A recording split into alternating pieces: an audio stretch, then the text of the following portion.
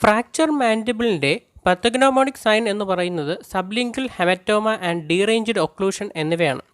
രണ്ടും പത്തഗ്നോമോണിക് സൈൻ ആണെങ്കിലും ഏറ്റവും priority sublingual ഹെമറ്റോമയ്ക്കാണ്.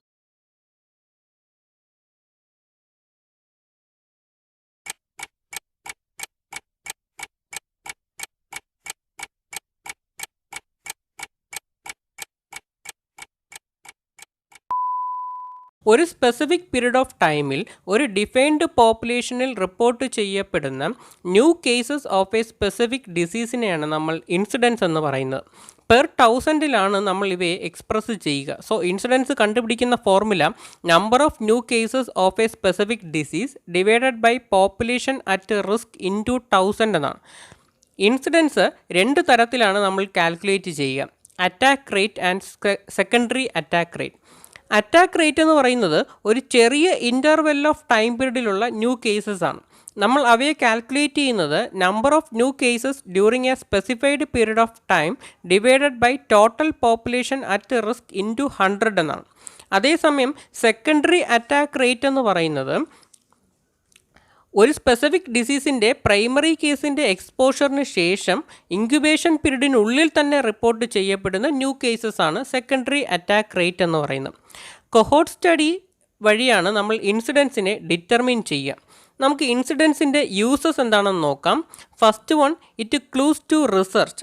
Second one, help in the study of distribution. Third one, help to take action to control the disease. And fourth one, evaluation of the efficiency of the preventive and therapeutic measures.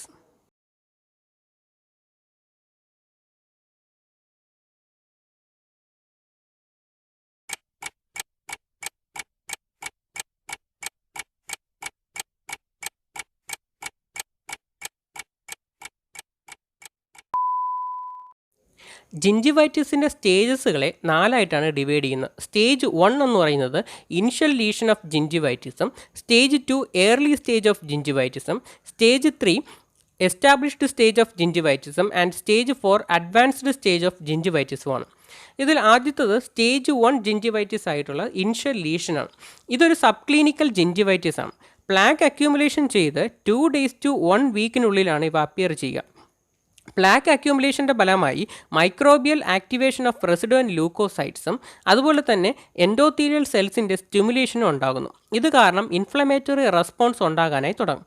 ഈ ജിഞ്ചേവൽ inflammation first manifest ചെയ്യുന്നത് vascular changes വഴിയാണ്. Dilation of കാപ്പിലറീസും അതുപോലെ തന്നെ increased blood ഫ്ലോയും ഉണ്ടാകും.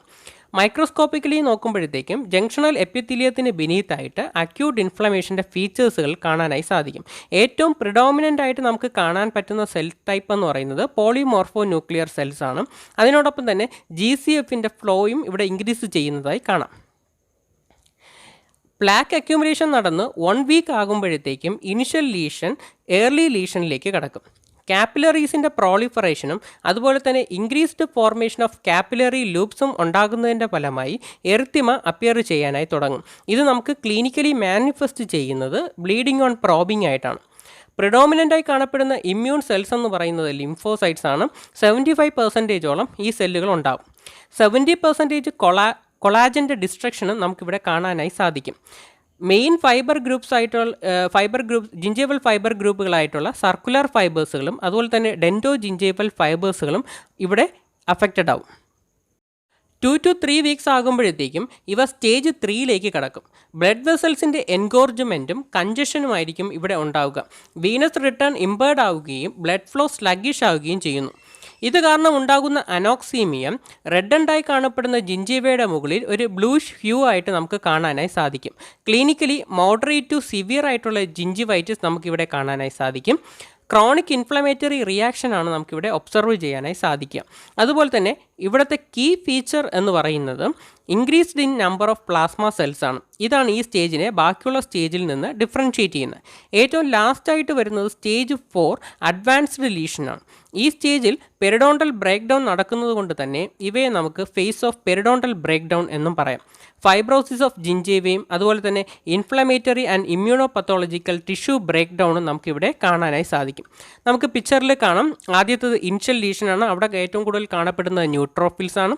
Secondly വരുന്നത് early ലീഷനാണ്. അവിടെ ലിംഫോസൈറ്റ്സിൻ്റെ predominance ആണ് നമുക്ക് കാണാനായി സാധിക്കുക. തേർഡ് വൺ എന്ന് പറയുന്നത് എസ്റ്റാബ്ലിഷ്ഡ് ലീഷനാണ്. അവിടെ പ്ലാസ്മ സെല്ലുകളാണ് ഉണ്ടാവുക. ആൻഡ് അഡ്വാൻസ്ഡ് ലീഷനിൽ പെരിഡോണ്ടൽ ബ്രേക്ക് ഡൗൺ നടക്കുന്നത് കാരണം ബോണ്ട് ലോസ് നമുക്ക് കാണാനായി സാധിക്കും. അടുത്ത ഇതിനെ സമ്മറൈസ് ചെയ്യുന്ന ടേബിളാണ്. ആദ്യത്തെ ഇൻഷ്യൽ ലീഷൻ എന്ന് പറയുന്ന 2 to 4 ഡേയ്സിലാണ് ഉണ്ടാവുക.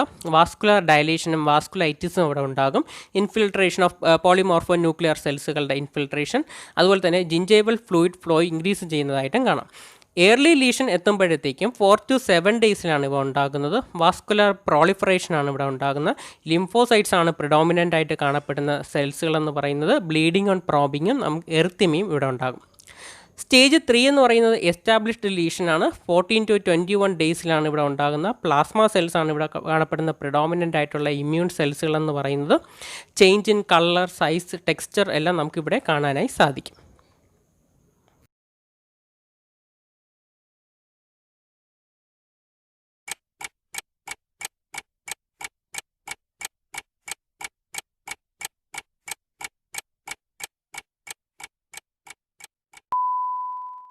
കൊഹോർട്ട് സ്റ്റഡിയിൽ സ്ട്രെങ്ത് ഓഫ് അസോസിയേഷൻ കണ്ടുപിടിക്കുന്നത് 3 റേഷ്യോസുകൾ വഴിയാണ്.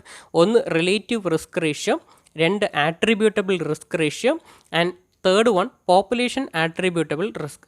അതിൽ റിലേറ്റീവ് റിസ്ക് റേഷ്യോ കണ്ടുപിടിക്കുന്നത് incidence among exposed minus incidence among non exposed divided by incidence among exposed. Attributable risk കണ്ടുപിടിക്കുന്നത് incident among exposed minus incident among non exposed divided by incident among exposed into 100.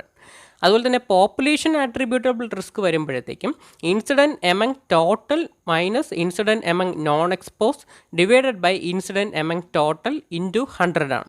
നമുക്കിവയെ summarise ചെയ്യാൻ കഴിയുന്നത് risk ratio greater than 1 ആണെന്നുണ്ടെങ്കിൽ positive association എന്നാണ്. അതായത് smoking associated with lung cancer. സ്മോക്കിങ്ങിൻ്റെ അളവ് കൂടുന്നതിനനുസരിച്ച് lung ക്യാൻസറിൻ്റെ അളവും കൂടും. റിസ്ക് റേഷ്യോ 1 ആണെങ്കിൽ അസോസിയേഷൻ ഒന്നും ഇല്ലെന്നാണ്. അതായത് സ്മോക്കിങ്ങും HIV അല്ലെങ്കിൽ എയ്ഡ്സും തമ്മിൽ അസോസിയേഷൻ ഒന്നും തന്നെ ഇല്ല. അതേസമയം റിസ്ക് റേഷ്യോ ലെസ് ദാൻ 1 ആണെങ്കിൽ നെഗറ്റീവ് അസോസിയേഷൻ എന്നാണ്. അതായത് വൈറ്റമിൻ എയുടെ അളവ് കുറയുന്നതിനനുസരിച്ച് എപ്പിത്തീലിയൽ ക്യാൻസേഴ്സിൻ്റെ അളവ് കൂടും. അവ ഇൻവേഴ്സ്ലി ആണ് അസോസിയേറ്റ് ചെയ്തിരിക്കുന്നത്.